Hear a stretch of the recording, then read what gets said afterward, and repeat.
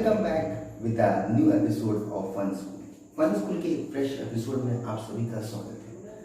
तो हम जावा पढ़ रहे थे, तो आज के इस वीडियो में हम जावा की कड़ी में अगला सीरीज जो अगला वीडियो है वो यहाँ पर लेकर आए हैं।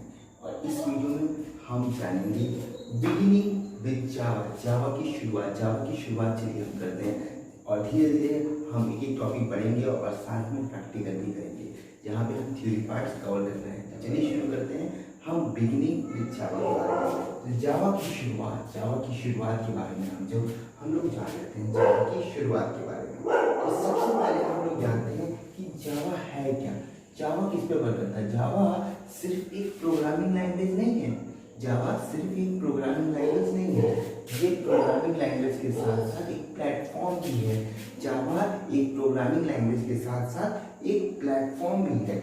अब जैसे अगर मैं प्रोग्रामिंग लैंग्वेज की बात करूँ तो ये प्रोग्रामिंग लैंग्वेज प्रोग्राम बनाने के काम करता है।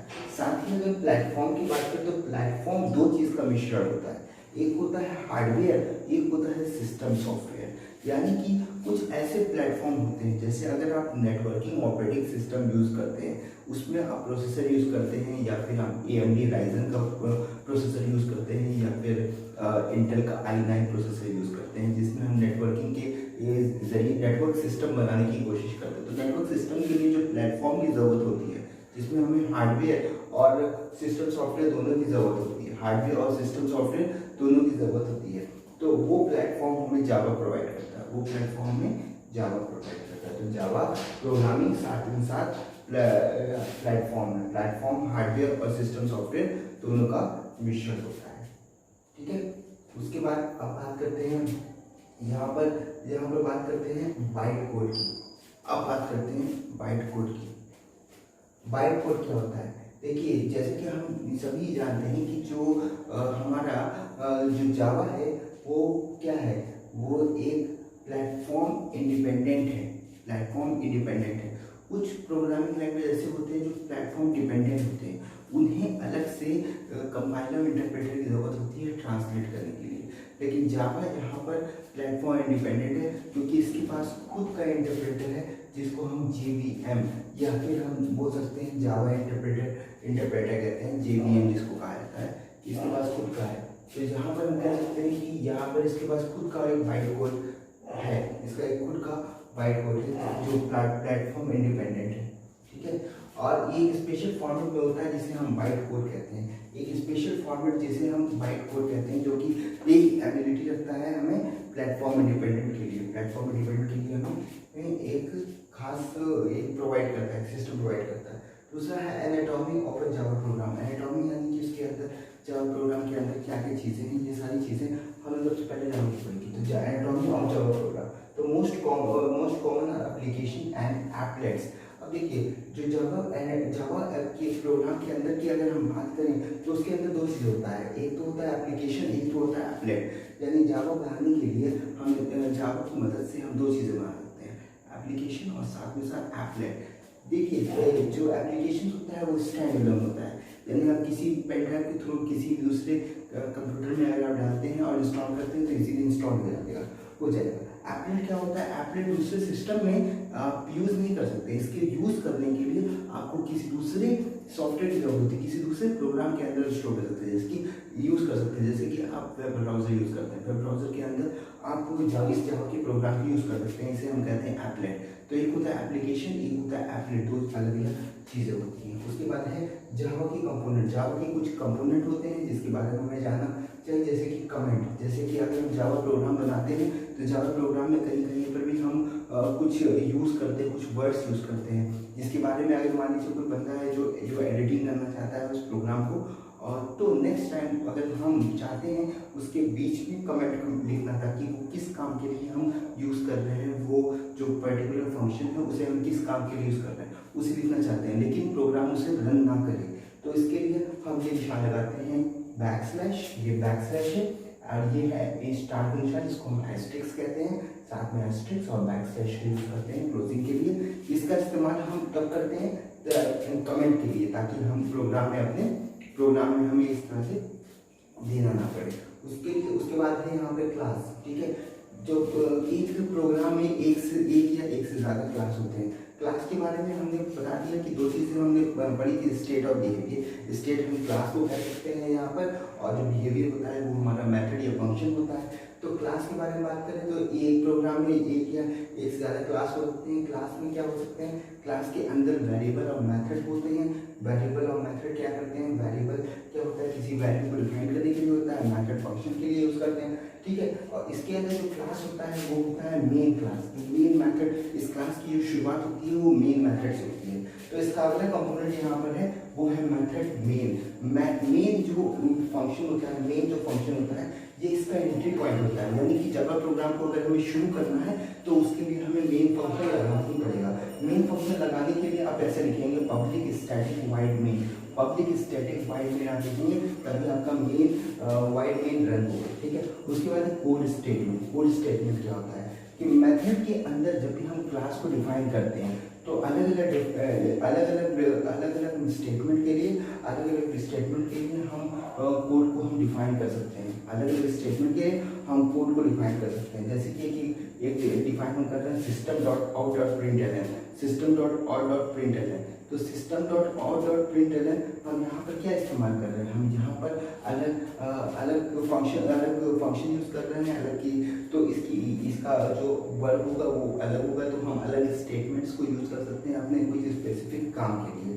तो ये तो हमारे थे कंपोनेंट।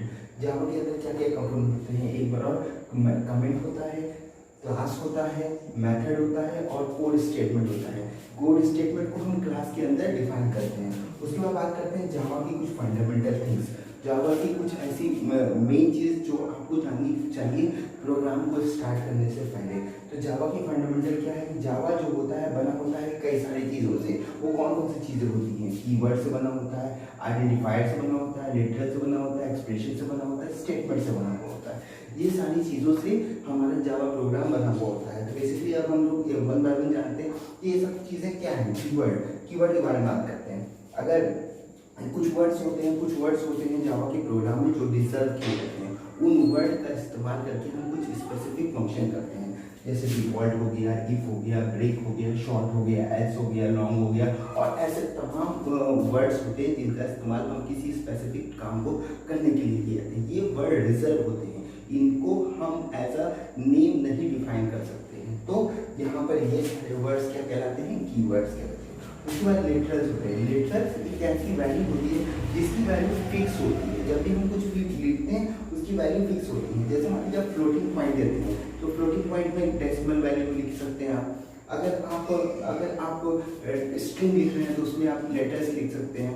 उसके बाद नंबर्स लिख रहे हैं तो नंबर्स लिख सकते हैं, डेसिमल लिख रहे हैं डेसिमल लिख सकते हैं, डबल है, सिंगल है, क्या है उसको आप डिफाइन कर सकते हैं। किसमें डिफाइन सकते हैं, लिटरल में डिफाइन सकते हैं। तो लिटरल की जो डेटा टाइप होती है वो क्या होती है, फिक्स होती है। यानी कोई भी डेटा वैल्यू आप लिखेंगे वो क्या होगी, फिक्स होगी। उसकी होती है आइडेंटिफाइड, यानी कि हर लेटर को, हर वर्ड को एक उसकी आइडेंटिफाई से जाना जाता है। जैसे कीवर्ड है, कीवर्ड को आइडेंटिफाई से जाना जा रहा है। जैसे अगर हम इफ लगा रहे हैं तो इफ की आइडेंटिटी है, फिर उसके बाद आइडेंटिटी लगा रहे हैं इंटीजर के लिए, फिर बूलियन लगा रहे हैं, यानी कि ट्रू फॉल्स की वैल्यू पाने के लिए हम बूलियन का यूज़ करते हैं, तो बूल लगा रहे हैं। तो ऐसे तमाम वर्ड्स हैं जिसको हमारा जावा प्रोग्राम पहचानता है। तो जिस चीज़ को पहचान ले रहा है जावा, जैसे हमने आपको पहचान लिया तो आपको हम आपके वो आप हमारे लिए क्या आइडेंटिफाई का काम करेंगे, क्योंकि आपको हमने पहचान लिया आपको एंट्री मिल जाएगी। लेकिन आपको हम नहीं पहचानेंगे तो आपको एंट्री नहीं मिलेगी। तो यही होता है हमारा आइडेंटिफायर। वेरिएबल क्या होता है, वेरिएबल का मतलब होता है कोई एक ऐसा लेटर टेक्स्ट जिसको हम लगा करके किसी एक वैल्यू को डिफाइन कर सकते हैं। जैसे मान लीजिए हम जब हमें सिर्फ 3 अगर लिखना है तो सिर्फ 3 नहीं लिखेंगे, हम लिखेंगे a = 3। अब यहाँ पर जो 3 है वो कहाँ पे स्टोर हो गया, a में स्टोर हो गया। ये जो वैल्यू a है यही हमारी क्या कहलाती है, वेरिएबल कहलाती है। उसके बाद होता है कांस्टेंट। कांस्टेंट का मतलब होता है कि हम वेरिएबल तो डिफाइन कर रहे हैं लेकिन उस वेरिएबल के अंदर जो वैल्यू है वो फिक्स हो गई है, यानी अब उसको हम जब भी प्रोग्राम यूज करेंगे तो उसे बदला नहीं जा सकता। वेरिएबल को हम लोग बदल सकते हैं। जैसे मान लीजिए पहली बार हमने a = 3 दे रखा है, तो दूसरी बार में हम a = 7 भी लिख सकते हैं। तो अब नेक्स्ट टाइम में a किसके बराबर हो गया? 7 के बराबर। पहले तो 3 था, लेकिन बाद में हमने 7 दे दिया, तो अब a की वैल्यू 3 ना होकर के 7 हो जाएगी। इससे इस तरह हमने क्या किया, वैल्यू को चेंज कर दी। इस तरह हमने वैल्यू को क्या किया, चेंज कर दिया। तो ये जब हम वैल्यू को चेंज कर रहे हैं, तो इसे ही हम कह सकते हैं वेरिएबल की वैल्यू फिक्स नहीं है, कांस्टेंट में वैल्यू फिक्स होती है। वैल्यू फिक्स होती है, जैसे अगर हम लगाते हैं एक कीवर्ड होता है, कीवर्ड होता है फाइनल। अगर हम फाइनल कीवर्ड लगा करके जब भी हम वेरिएबल को डिफाइन करते हैं, जैसे मान लीजिए यहाँ एक वेरिएबल है टैक्स रेट = 0.25, तो अब यहाँ पर फिक्स हो गया कि टैक्स रेट एक वेरिएबल है जिसकी वैल्यू 0.25 है। अब इसको बदला नहीं जा सकता। क्यों? क्योंकि हमने फाइनल लगा दिया है। फाइनल जो कीवर्ड है, इसकी मदद से जो भी वेरिएबल होता है वो कांस्टेंट बन सकता है। अब जब भी कभी हम टैक्स रेट या कुछ भी हम वेरिएबल मिक्स करके दूसरे में, तो एरर आ जाएगा, यानी वो एग्जीक्यूट नहीं होगा। क्यों? क्योंकि हमने फाइनल कीवर्ड लगा रखा है, तो नेक्स्ट टाइम उसे बदला नहीं जा सकता, क्योंकि ये कांस्टेंट हो गया। तो आशा है कि आपको ये सारी चीज़ें समझ में आई होंगी। यहाँ पर हमने चर्चा किया बिगिनिंग विद जावा के बारे में, एनाटॉमी ऑफ जावा प्रोग्राम के बारे में, उसके बाद हमने जाना था जावा कंपोनेंट के बारे में, फिर हमने जावा फंडामेंटल्स के बारे में जाना। तो आप आई होप आपको ये वीडियो पसंद आया होगा। अगर आपको ये वीडियो पसंद आया तो इस वीडियो को लाइक कीजिएगा, अपने दोस्तों को शेयर कीजिएगा। मैं हूँ आपको दोस्तों वीडियो के साथ, तब तक के लिए बहुत ख्याल रखिएगा। जय हिंद।